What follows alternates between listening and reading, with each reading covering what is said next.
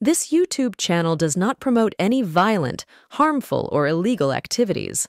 All content provided by this channel is meant for an educational purpose only.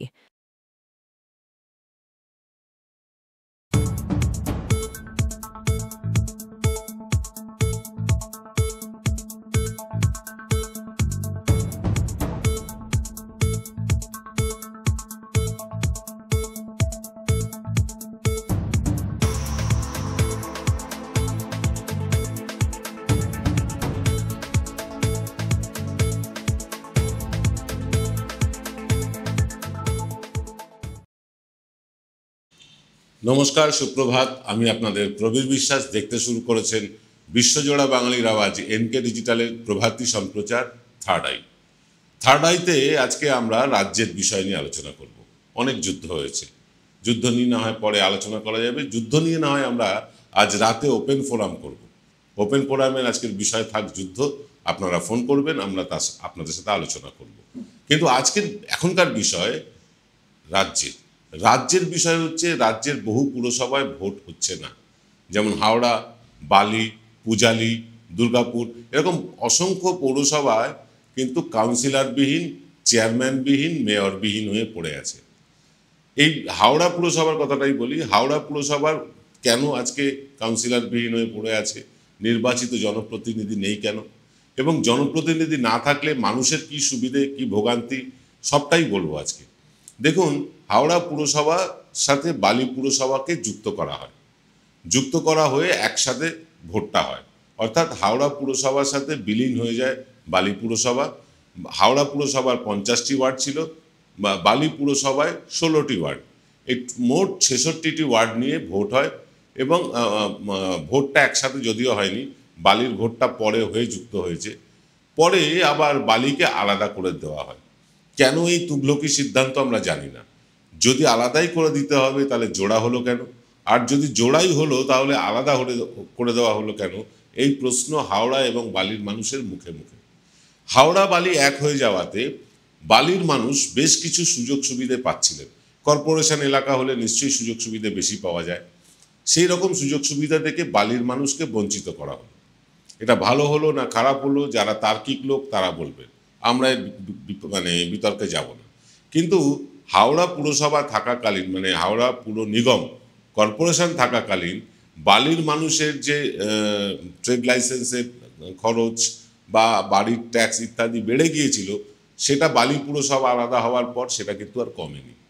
অর্থাৎ ওই বাড়তি খরচাই দিতে হচ্ছে বালি পুরসভাকে। তারপরেও বালি পুরসভা তাদের অস্থায়ী কর্মীদের বেতন দিতে পর্যন্ত পারছেন না। ডেভেলপমেন্টের কথা ছেড়ে দিন, রাস্তাঘাটে যত্রতত্র ময়লা পড়ে আছে, ড্রেন পরিষ্কার হয় না, জল সাপ্লাই ঠিক মতন নেই। বহু জায়গায় পিএইচির কাজ হচ্ছে, জলের লাইনের কাজ হচ্ছে, পাইপ বসানো হচ্ছে, পাইপ খুঁড়ে বসানো হচ্ছে, বসানোর পর সেই রাস্তা রিপেয়ার হয়নি। এরকম বহু অসংখ্য অভিযোগ আছে বালির মানুষের এবং হাওড়ার মানুষেরাও কিন্তু সঠিকভাবে পরিষেবা পাচ্ছেন না। যদিও হাওড়া কর্পোরেশন, একদম দায়িত্ব নিয়ে বলছি, তারা আপ্রাণ চেষ্টা করছেন যাতে মানুষকে সম্পূর্ণ পরিষেবা দেওয়া যায়। এই যে বেলগাছিয়া ভাগাড়নির যে সমস্যাটা হলো, যুদ্ধকালীন ভিত্তিতে এবং যুদ্ধকালীন তৎপরতায় সেই সমস্যা তারা মেটালেন। কুর্নিশ পাওয়ার যোগ্য কাজ, এরকম কাজ তারা করছেন ঠিকই, কিন্তু কাউন্সিলর না থাকাতে, অর্থাৎ পুরো প্রতিনিধি না থাকাতে মানুষের হয়রানি বাড়ছে, ভোগান্তি বাড়ছে। প্রশাসক দিয়ে চালানো হচ্ছে। একজন প্রশাসকের পক্ষে হাওড়ার যে কটি ওয়ার্ড, 50টি ওয়ার্ড, যেটা বেড়ে এখন 66টা আবার হয়েছে, এই এতগুলো ওয়ার্ডকে সার্ভ করা একজন প্রশাসকের পক্ষে একেবারেই অসম্ভব। কাউন্সিলররা থাকলে কি হয়, ওয়ার্ডের নিত্য নৈমিত্তিক যে সুবিধে অসুবিধে সেগুলো পুরসভাকে তারা জানায়, পুরসভা তারপর সেগুলোকে সলভ করার চেষ্টা করে। যদিও হাওড়া পুরসভা যিনি এখন দায়িত্বপ্রাপ্ত আছেন, সুজয় চক্রবর্তী, তিনি কিন্তু সাধারণ মানুষের ফোন নিচ্ছেন এবং তার ফোন নাম্বার পাবলিক করে দিয়েছেন। মানুষ ফোন করে অসুবিধা জানালে তার ব্যবস্থাও নেওয়া হচ্ছে।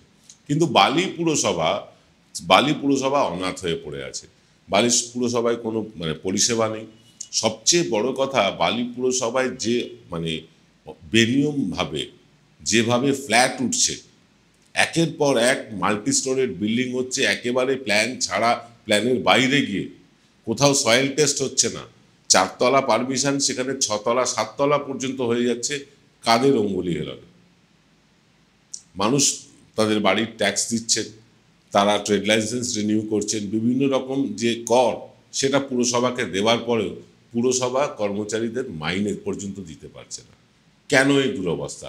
তার মানে যারা পরিচালনা করছেন পুরসভা তারা একেবারে ব্যর্থ। এই ব্যর্থতা ঢাকতেই কিন্তু এবার ভোটটা হওয়া দরকার। বালি পুরসভা যখন হাওড়া কর্পোরেশন থেকে আলাদা হয়ে গেল, তার যে বিল, সেই বিল রাজ্যপাল ধনখড় সাহেব তখন আটকে রেখেছিলেন। তারপরে দীর্ঘদিন বিল আটকে রাখার পর বর্তমান রাজ্যপাল সেই বিলে সই করে দিয়েছেন এবং প্রায় আপনার 4-5 বছর কেটে গেছে এই হাওড়া এবং বালিতে কোনো কাউন্সিলর নেই, ভোটই হচ্ছে না। ফলে ডেভেলপমেন্টের কাজও হচ্ছে না। মানুষ একটা সই করাতে, কোনো একটি ধরুন শংসাপত্র নিতে গেলে, ডোমিসাইল সার্টিফিকেট হোক বা যে কোনো কাগজপত্র সই করাতে গেলে হয় ছুটতে হচ্ছে এমএলএর কাছে, না হয় এমপিদের কাছে। এবার এমএলএ এমপিদের উপর চাপ বাড়ছে, তারা নিজেদের কাজ করবেন না পুরো প্রতিনিধিদের কাজটা করবেন, এটাও একটা সমস্যা দেখা দিচ্ছে। ফলে মানুষকে বারবার যেতে হচ্ছে, হয়রানি হতে হচ্ছে। হয়তো এমএলএ এমপিরা ইচ্ছাকৃত করছেন না, কিন্তু তাদেরকে তাদের বিধায়কের কাজ বা সাংসদের কাজটাও তো করতে হয়। তারপরে তারা এই পুরো প্রতিনিধিদের কাজটা না হয় করে দেবে। সেক্ষেত্রে মানুষের হয়রানি বাড়ছে। মানুষ দিন প্রতিদিন যে সমস্যাগুলো ভোগ করেন, এটা পূজালিতেও হচ্ছে। পূজালি থেকেও খবর পেয়েছি, দুর্গাপুর থেকেও খবর পেয়েছি, হাওড়া বাড়ি থেকেও খবর পাচ্ছি যে মানুষের দৈনন্দিন অভাব, অভিযোগ, সুযোগ সুবিধেগুলো যেটা কাউন্সিলরের কাছ থেকে পাওয়ার কথা সেটা তারা পাচ্ছেন না। কাউন্সিলর পাড়ার মধ্যে থাকেন, সব জায়গার কাউন্সিলরই মোটামুটি পাড়ার বাসিন্দা হন। সেই পাড়ার বাসিন্দার কাছে যতটা অভাব অভিযোগ করা যায়, বাইরে গিয়ে কাউন্সিলর না থাকার ফলে পুরসভায় গিয়ে সে অভিযোগ করলে পাত্তাই দেওয়া হচ্ছে না। অনৈতিকভাবে বেআইনিভাবে বিল্ডিং তৈরি হচ্ছে, তার অভিযোগের কোনো শুনানি হচ্ছে না। এমনকি মুখ্যমন্ত্রীর দফতরে জানানোর পর তারপরেও কিন্তু বালি পুরসভা নড়ে চড়ে বসেনি এই বেআইনি বিল্ডিংগুলোকে আটকাতে। একের পর এক বেআইনি বিল্ডিং প্রমোটাররা করে যাচ্ছে। কাদের বিনিময়ে, কিসের বিনিময়ে আপনারা সবাই জানেন, সবাই জানেন। একটা প্রমোটার বেআইনি বিল্ডিং করলে তার এত সাহস হয় কি করে পুরসভার নাকের ডগার বেআইনি বিল্ডিং হচ্ছে? অভিযোগ জানালেও কাজ হচ্ছে না, বরং প্রমোটাররা, যিনি অভিযোগ জানাচ্ছেন, প্রমোটাররা তাকে গিয়ে হুমকি দিচ্ছে যে আপনি কেন অভিযোগ জানিয়েছেন মিউনিসিপ্যালিটিতে গিয়ে। মুখ্যমন্ত্রীর দপ্তরে অভিযোগ জানানো হয়েছে, মুখ্যমন্ত্রীর দপ্তর থেকে বালি পুরসভাকে নির্দেশ দেওয়া হয়েছে ডিস্ট্রিক্ট ম্যাজিস্ট্রেটের মাধ্যমে বালি পুরসভাকে নির্দেশ দেওয়া হয়েছে। তারপরেও কিন্তু বালি পুরসভা কোনো ব্যবস্থা নেয়নি। কেন নেয়নি? কিসের বিনিময়ে নেয়নি? সে প্রশ্ন আলাদা। কিন্তু আমরা বলছি যে হাওড়া পুরসভা কেন রাজ্যকে ইঙ্গিত দেবে, রাজ্যের ভোটের ইঙ্গিত দেবে? দেখুন, হাওড়া হচ্ছে একটা কসমোপলিটন এলাকা। এখানে যেমন বাঙালি আছে, তেমন মারোয়াড়ি আছে, বিহারি আছে, উত্তরপ্রদেশের লোক আছে, উড়িষ্যার লোক আছে, গুজরাটি আছে, হিন্দু আছে, মুসলিম আছে, শিখ আছে, খ্রিস্টান আছে। একদম মিনি ভারত বলতে পারেন আপনি হাওড়াকে। এই মিনি ভারতের মানুষ কি ভাবছেন, মিনি ভারতের মানুষ যেটা ভাবছেন সেটাই কিন্তু মোটামুটি প্রতিফলিত হতে চলেছে হাওড়ার পরে যে বিধানসভা নির্বাচন আছে সেই নির্বাচনে। জানি না বিধানসভার আগে এই পুরো ভোটের নির্বাচনগুলো হয়ে যাবে কিনা, কারণ এখানেও নানা রকম জট পাকি আছে ডিলিমিটেশন নিয়ে। তো যাই হোক, আশা করি সেই জট কেটে যাবে এবং মানুষ তারা পুরো প্রতিনিধি পাবেন, এটা আমরা প্রত্যাশা করি। এবার ঘটনা হচ্ছে যে কেন বলছি হাওড়ায় ইঙ্গিত দেবে, কারণ ওই হাওড়া একটা কসমোপলিটন এলাকা, মিশ্র ভাষাভাষী, মিশ্র জাতির বাস, মিশ্র সংস্কৃতির বাস, মিশ্র অর্থনৈতিক অবস্থানের বাস। এখানে যেমন একদম দারিদ্র্যসীমার নিচে থাকা মানুষ আছেন, তেমনি আবার প্রচুর বড়লোক কোটি কোটিপতিও আছেন। অতএব হাওড়াটাকে যদি মিনি পশ্চিমবঙ্গ ধরি আমরা ভুল করব না। তাই এই হাওড়ার ভোটটাই কিন্তু মোটামুটি ঠিক করে দেবে যে কীরকম হতে চলেছে সারা বাংলার ভোট। আমি আপনাদের একদম দায়িত্ব নিয়ে বলতে পারি, হাওড়ার বাসিন্দা হিসাবে বলতে পারি যে হাওড়ায় যে ভোট হয়, পুরো ভোটে বা হাওড়ার ভোটে জাল ভোট, ছাপ্পা ভোট হয় না। হাওড়ায় মোটামুটি ফ্রেশ ভোট হয়, কারণ হাওড়া হচ্ছে কলকাতার লাগোয়া এবং মিডিয়ার নজর কিন্তু খুব কড়া থাকে। সে কারণে হোক বা যে কারণে হোক যে গত সরকার বামফ্রন্ট সরকার চলে যাওয়ার পর যে তৃণমূল সরকার আসে, তৃণমূল সরকারের আমলে কিন্তু এই ছাপ্পা ভোট, জাল ভোট বা ফলস ভোটের সংখ্যা উল্লেখযোগ্যভাবে কমে গেছে। সাধারণ মানুষ এমন একজনও মানুষকে আমরা গত পুরো ভোটে খুঁজে পাইনি, বা গত বিধানসভা লোকসভা ভোটেও খুঁজে পাইনি, যিনি বলেছেন আমি ভোট দিতে গিয়েছি, আমি ভোটটা দিতে পারিনি, আমার ভোট পড়ে গিয়েছে। এরকম একজনকেও আমরা হাওড়াতে অন্তত খুঁজে পাইনি, আমরা সমীক্ষা যখন এক্সিট পোল করি তখন। তো হাওড়া পুরসভার ভোট মোটামুটি শান্তিপূর্ণ হয় এবং মানুষ নিজের ভোট দিতে পারে। হাওড়ার একটা অংশ যেমন অবাঙালি অধ্যুষিত, আবার আরেকটা অংশ কিন্তু মানে বর্ধিষ্ণু বাঙালিদের বসবাস। এই মিশ্র একটা কালচার আছে। অবাঙালিদের মধ্যে হাওড়ায় প্রবণতা আছে যে বিজেপিকে ভোট দেওয়ার। তবে সেটা বিহারিদের কথা বলছি না আমি। বিহার থেকে আসা মানুষজন কিন্তু তৃণমূলকেই ভোট দিতে চান, কারণ তারা এটা জানেন, তারা কম্প্যারিজন করেন যে বিহার উত্তরপ্রদেশের কি সংস্কৃতি আর বাংলার কি সংস্কৃতি, বিহার উত্তরপ্রদেশে কি চলছে, বাংলায় কি চলছে। এরা ঠিক অন্ধ ভক্ত নন, এরা কম্প্যারিজন করে ভোট দেন। তারপরে পুরো ভোটের মানে প্রার্থীর ওপরেও অনেক কিছু নির্ভর করে, যিনি প্রার্থী হচ্ছেন তার কারিশমাও অনেকটা কাজ করে পুরো ভোটে, কারণ এখানে সবসময় দলের ওপর নির্ভর করে না, কাছের মানুষ, কাজের মানুষ, বা যিনি সবসময় যাকে পাওয়া যায় ভোটে দাঁড়ালে তিনিই যেতেন, এটা একটা স্বাভাবিক ব্যাপার আছে পুরো ভোটে সর্বত্র, পূজালি বলুন, দুর্গাপুর বলুন, বালি বলুন, হাওড়া বলুন, প্রত্যেকটা জায়গায়। ফলে ক্যান্ডিডেট একটা ফ্যাক্টর, কিন্তু ক্যান্ডিডেট ফ্যাক্টর হলেও এই মিশ্র ভাষাভাষীর এলাকায় ওভারঅল যতগুলো ভোট হলো লাস্ট আমরা দেখলাম, লোকসভা বলুন, বিধানসভা বলুন, প্রতিটা ভোটেই কিন্তু তৃণমূলের জয় জয়কার হয়েছে। যদিও হাওড়ার একটা অংশে, উত্তর হাওড়ার একটা বড় অংশে বিজেপি ভালো ভোট পায়, কিন্তু মুশকিলটা হচ্ছে অন্যান্য জায়গার মতন হাওড়াতেও কিন্তু বিজেপির সংগঠন বলে আজ কিছু নেই। হুজুগ আছে, সংগঠন নেই। আসবো এসব নিয়ে, তবে তার আগে নিয়ে নেব একটা ছোট্ট বিরতি। জয়গুরু রত্নভান্ডার জ্যোতিষ সেবা, এখানে গোল্ড মেডেলিস্ট জ্যোতিষী বসেন। হাই কোয়ালিটির আসল গ্রহরত্ন সবচেয়ে কম দামে এখানে পাওয়া যায়। স্থান বেলঘড়িয়া, রানী পার্ক, বটতলা, 2 নম্বর রেলগেটের নিকটে। 9681345722 এবং 9007778922। Found Kolkata's first ever sweet shop serving so unique items like Dab Malai Curry, Motichur Truffle, Gajor Borfi, Dab Kalakand, and I had to try them. শুধু তাই নয়, শক্তিগড়ের ল্যাংচা, বর্ধমানের সীতাভোগ, মালদার পোস্তকদম, বহরমপুরের ছানা বড়া, এগুলো সবকিছু খেতে হলে আর এত দূরে যেতে হবে না। সুন্দরিনী ন্যাচারালসে পেয়ে যাবে পশ্চিমবঙ্গের বিখ্যাত 10টা জেলার মিষ্টি all under the same roof. এদের বেস্ট সেলার্স কচি ডাবের শাঁস দিয়ে বানানো ডাব মালাইকারি আর কলা পাতায় মোড়া গুড়ের সন্দেশ পাতুরি আর a must try.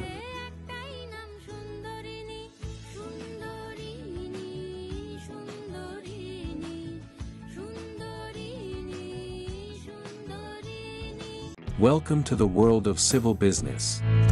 A Bengali business personality and the most successful business group, Roy Construction Group of companies, now coming Serib, West Bengal. Mr. Anup Roy, the managing director of the Roy Construction Group company, ready to serve his native land, the mother Bengal.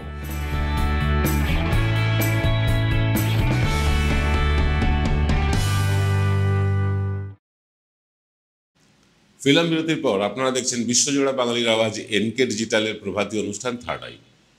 আমরা গ্রামীণ বাংলার কথা বলছি না, গ্রামীণ বাংলা কিন্তু কন্যাশ্রী, রূপশ্রী, স্বাস্থ্যসাথী, লক্ষ্মীর ভাণ্ডার বা এই লোকশিল্পীদেরকে ভাতা দেওয়া, এই বিভিন্নভাবে মানুষের কাছে কিন্তু তৃণমূল পৌঁছে গিয়েছে গ্রামীণ বাংলায়।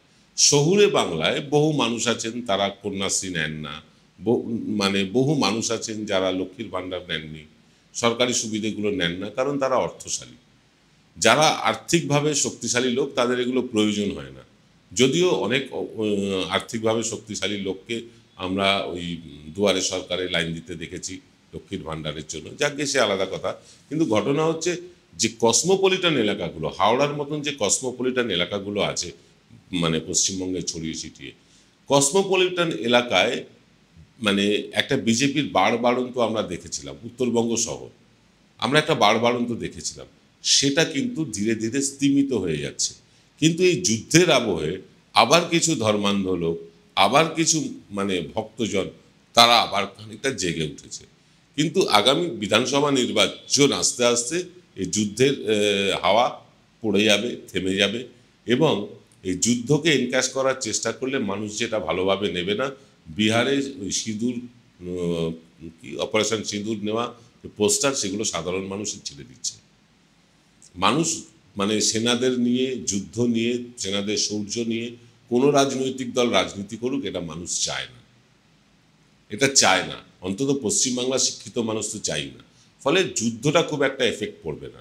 পশ্চিমবাংলায় কেন, সারা ভারতবর্ষে দুর্নীতি কখনো কোনো নির্বাচনের এজেন্ডাই হয়নি, ইস্যুই হয়নি।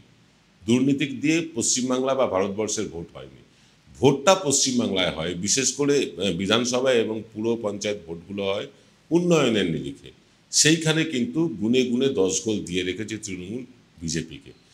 হাওড়ায় যেমন বললাম যে বিজেপির সংগঠন নেই, হুজুগ আছে, তেমনি এই কসমোপলিটন শহরগুলোতে হুজুগ আছে কিছু, বিজেপি সংগঠন নেই। আর গ্রামগঞ্জে আছে কিছুটা ধর্মান্ধতা, সেটাও কিন্তু কেটে যাচ্ছে। এই জগন্নাথ মন্দিরে পা দেব না বা জগন্নাথ মন্দিরে দিলীপ ঘোষের যাওয়াকে দল এন্ডোর্স করে না, এইটা বলে বিজেপি কিন্তু হিন্দুদের কাছ থেকে, গ্রামীণ বাংলার হিন্দুদের কাছ থেকে অনেকটাই সরে গেছে, অনেকটাই সরে গেছে। উত্তরবঙ্গে ইতিমধ্যে ধস নেমেছে, উত্তরবঙ্গে ব্যাপক ধস নামতেও চলেছে, আরও আপনারা দেখতে পাবেন ধীরে ধীরে। বিজেপি যে বিধায়ক সংখ্যা নিয়ে শুরু করেছিল 77 জন, সেটা কমতে কমতে এখন 64-65-তে আছে। খুব শিগগিরই হয়তো আরও কমে যাবে। ফলে বিজেপির সাংগঠনিক শক্তি ধীরে ধীরে কমছে। কিন্তু বিজেপির কমছে মানে তৃণমূলের কি বাড়ছে? না, এটাও ঠিক নয়। তৃণমূলের বাড়ছে এমন না। ধান্দাবাজ লোকেরা যারা বুঝেছিল যে বিজেপি কোনোদিন ক্ষমতায় আসবে, বিজেপি করলে এই লাভ ওই লাভ, কলাটা মূলটা ইত্যাদি পাবো, তারা বুঝে গেছে যে বিজেপি পশ্চিমবাংলায় জীবনেও ক্ষমতায় আসবে না। সেই রকম কিছু ধান্দাবাজ লোক তারা তৃণমূলের দিকে ভেড়ার চেষ্টা করছেন, ভিড়েওছেন। আমি নাম বলে তাদের আর ছোট করছি না। যারা ওই চার্টার ফ্লাইটে করে গিয়েছিলেন তাদের অনেকেই ফিরে এসছে, কিছু এখনো রয়ে গেছে। এবার যারা রয়ে গেছেন তারা বিজেপি থেকে নিয়মিত কলাটা মূলটা পান, তাই তারা রয়ে গেছে। আর যারা পান না তারা তৃণমূলের দিকে ভেড়বার চেষ্টা করছেন বা ভিড়েছেন। তবে তৃণমূলের ভোট এতে খুব বেশি বাড়বে বলে মনে হয় না। কিন্তু উল্লেখযোগ্যভাবে বামেদের কিন্তু কিছু ভোট বাড়তে পারে। বামেরা যে ওই 5-5.5% ভোটে নেমে গিয়েছিল, সেই ভোটটা কিন্তু বেড়ে আরও 2.5% বাড়তে পারে। এটা আমরা যা সমীক্ষা চালাচ্ছি তাতে বুঝতে পারছি। আমাদের পূর্ব মেদিনীপুরের সমীক্ষা চলছে, সেই সমীক্ষা শেষ হলে আমরা পূর্ব মেদিনীপুর, পশ্চিম মেদিনীপুরের সমীক্ষা একসাথে দেখাবো। কিন্তু আমরা যতটুকু ঘুরেছি, ধরুন উত্তরবঙ্গ, কোচবিহার বাদে পুরো উত্তরবঙ্গ, ওদিকে মালদা, মুর্শিদাবাদ, নদিয়া, কিছুটা উত্তর 24 পরগনা, ঝাড়গ্রাম, পুরুলিয়া, পশ্চিম মেদিনীপুর, এবার পূর্ব মেদিনীপুর চলছে। এইভাবে আমরা পুরো রাজ্যটাকেই কভার করব।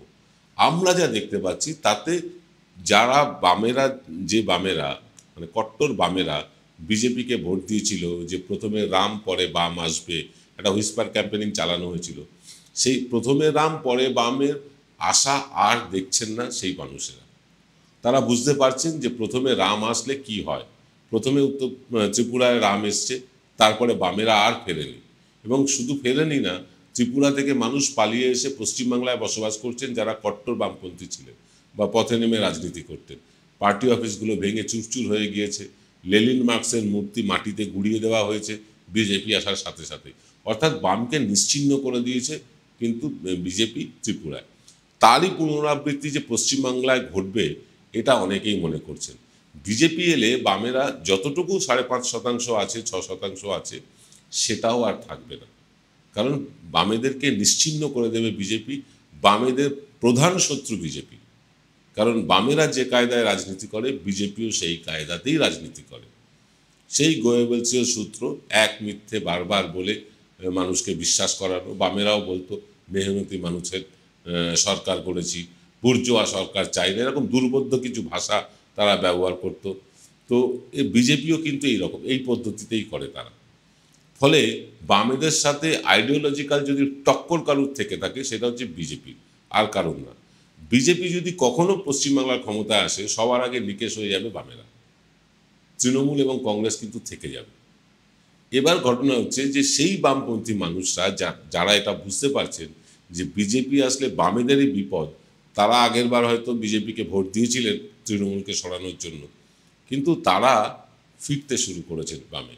ফলে বিজেপির যে 2-2.5% ভোট কমবে বলে আমরা মনে করছি, সেই 2-2.5% ভোট কিন্তু তৃণমূলের ঝুলিতে যাবে না।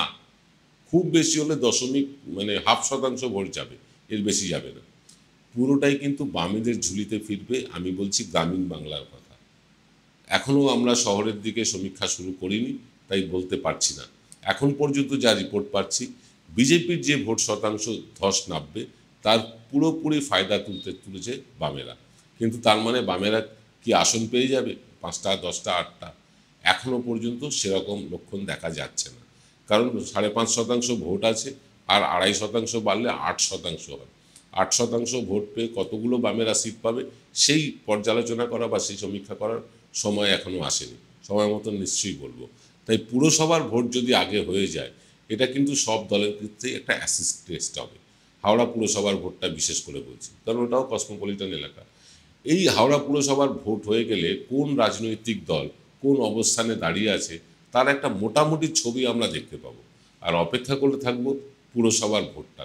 আমরা চাই পূজালি, দুর্গাপুর, বালি, হাওড়া এই পুরসভার ভোটটা দ্রুত হোক, মানুষ জনপ্রতিনিধি পাক, তাদের সুবিধা অসুবিধার কথা তারা জানাক জনপ্রতিনিধিকে, সেই মতন পুরসভা পুর নিগমগুলো ব্যবস্থা নিক। এটাই তো চাই। পুরো পরিষেবা মানুষের কাছে পৌঁছে দেওয়ার মাধ্যমই তো কাউন্সিলর না থাকলে পরিষেবাগুলো পৌঁছবে কার? অফিসারদের দিয়ে এটা সম্ভব না। তার ফলে যা হওয়ার তাই হচ্ছে, ড্যামেজ হচ্ছে, শাসক দলের ভোট কমছে, শাসক দলের প্রতি মানুষ বীতশ্রদ্ধ হচ্ছে। এটা শাসক দল যত তাড়াতাড়ি বোঝে ততই মঙ্গল। দেখা হবে আজ রাত্রিবেলা ঠিক 8:30টায় আমাদের ওপেন ফোরাম অনুষ্ঠানে। আজকের বিষয় থাকুক ইন্ডিয়া পাকিস্তান যুদ্ধ। আজকে এই অনুষ্ঠান এখানে শেষ করব। সকলকে আরেকটা অনুরোধ করছি, আমাদের চ্যানেলটা সাবস্ক্রাইব করুন, আমাদের পাশে থাকুন। নিচে দেখুন লাল রঙে সাবস্ক্রাইব করা লেখা আছে, সেইটাকে একবার টাচ করুন। পাশে বেল আছে, সেই বেলে একবার টাচ করুন। সে টাচ করলে একটা অপশান খুলে যাবে, তাতে অল বলে একটা অপশান আছে, সেটাকে ক্লিক করুন। তাহলে আমরা যখনই ভিডিও আপলোড করব আপনার কাছে নোটিফিকেশান পৌঁছবে। আর যারা আমাদের পাশে আর্থিকভাবে আছেন তাদেরকে আরও একবার করজোরে কৃতজ্ঞতা জানাই, ধন্যবাদ জানাই। যারা বিজ্ঞাপন দিয়ে আছেন তাদেরকে ধন্যবাদ জানাই। যারা আমাদের এই চ্যানেলটা চালাতে সাহায্য করছেন প্রতি মাসে কিছু না কিছু আর্থিক সাহায্য করে, তারা আমাদেরকে যেভাবে উপকার করছেন সেটা কৃতজ্ঞতার ভাষা নেই। কারণ এত বড় একটা চ্যানেল, এত লোকজন নিয়ে, এই সমীক্ষার টিম নিয়ে চালানো সত্যিই দুষ্কর যদি আপনারা পাশে না থাকতেন। যারা নতুন করে আমাদের পাশে থাকতে চান তারা 9830075869 এই নাম্বারে গুগল পে, ফোনপে, পেটিএম ইত্যাদি করে দিতে পারেন। অথবা যে স্ক্যানারটি দেখা যাচ্ছে বা যে কিউআর কোডটি দেখা যাচ্ছে সেটা এই মুহূর্তে স্ক্যান করে আমাদেরকে আর্থিকভাবে সাহায্য করতে পারেন। বিজ্ঞাপন দিয়েও পাশে থাকতে পারেন। আমরা কিছু কিছু বিজ্ঞাপন নেওয়া আবার শুরু করছি, বিজ্ঞাপন দিয়েও আমাদের পাশে থাকতে পারেন। আজ এই পর্যন্ত, সকলে ভালো থাকবেন। দেখা হবে রাত 8:30টায় ওপেন ফোরাম অনুষ্ঠানে। নমস্কার।